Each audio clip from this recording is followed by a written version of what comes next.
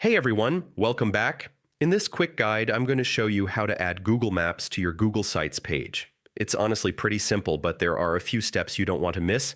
So, yeah, let's jump right in. All right, first thing, open Google Sites and sign in with your Google account. Then choose the site where you want the map to appear. If you're starting from scratch, just pick a blank template. It works the same either way. Once you're inside your site editor, look over to the right side of the screen.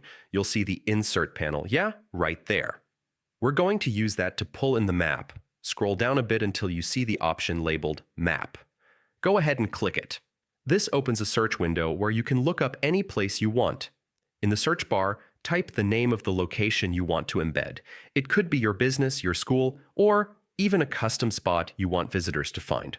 Once it loads, click the location so Sites knows exactly what to embed. Now just hit the Insert button at the bottom.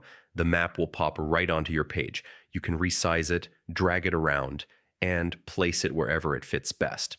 If you want, you can tweak the zoom level or switch between map and satellite view. Little adjustments like that help your visitors understand the area better, you know? Once everything looks good, go ahead and publish your site. Just click the Publish button in the top right corner, give it a moment, and your map is now live for everyone to see. And that's it. Adding a Google map to a Google site only takes a minute or two. If this helped you out, feel free to subscribe for more simple step-by-step guides. Thanks for watching.